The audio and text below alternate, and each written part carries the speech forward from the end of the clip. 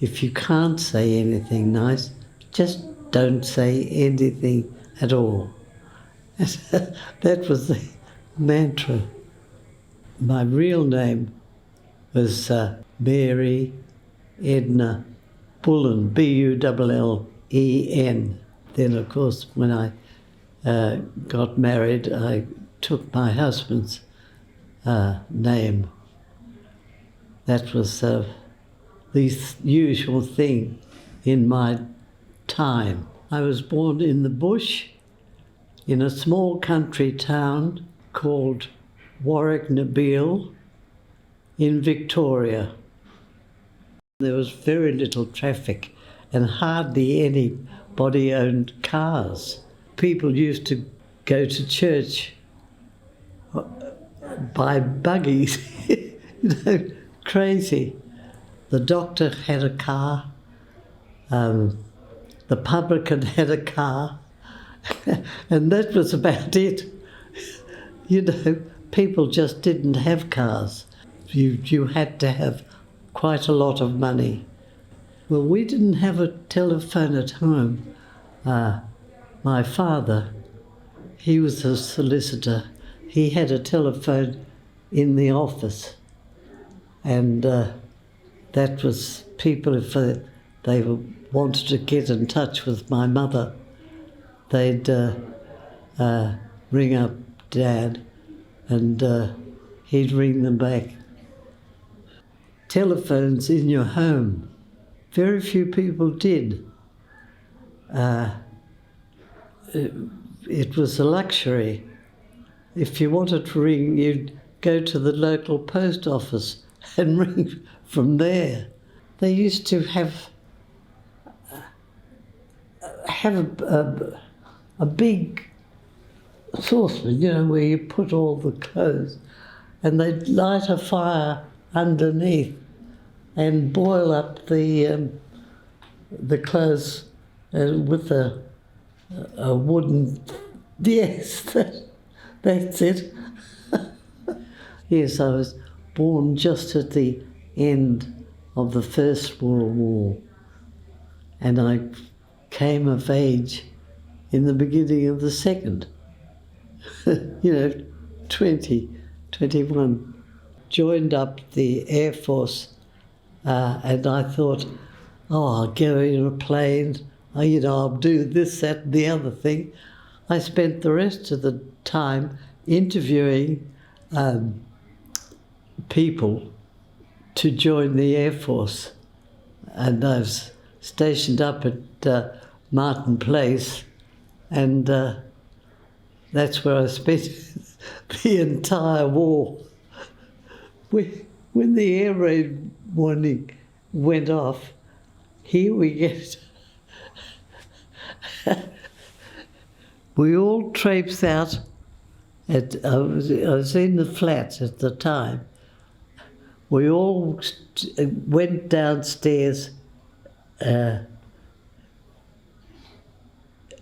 protect ourselves from the enemy, which was only a submarine throwing a few shells into the harbour practically.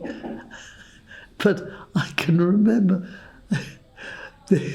there's a woman in front of me going down the stairs, and she's a bit wobbly, and I said, "Are you all right, dear?" And she said, "Yes, I'm fine." Drunk as a lord. Well, my father was a lawyer. He was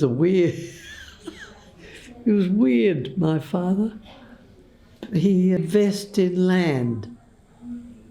And you didn't invest in land during a depression, but he did.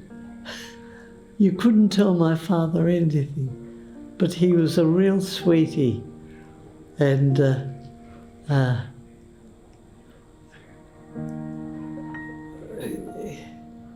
every time I think of him, I'm happy. because I just loved him.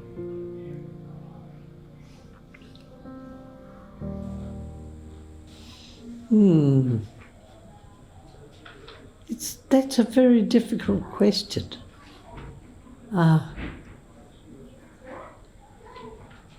I think for one thing it's better, particularly for women. For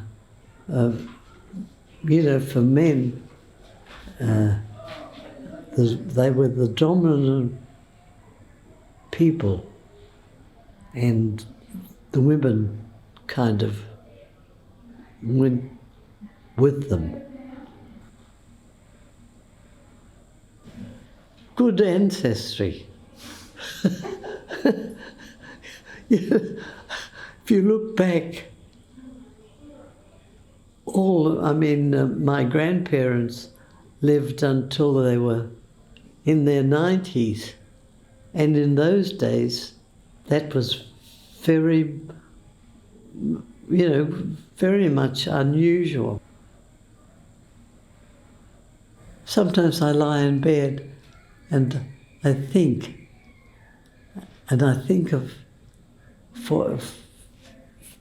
what I've been doing and certain trips I've taken and that kind of thing. And I think, yeah, I am lucky.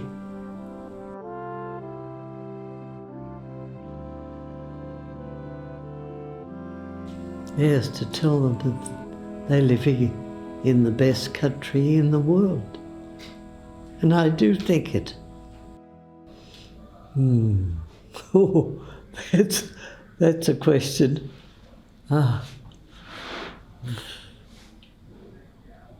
Well, it'll do one of two things. It'll survive and improve, or it'll blow itself up. That's my feeling of the world at this present time. And I don't think it'll blow itself up. I think it'll stagger on somehow.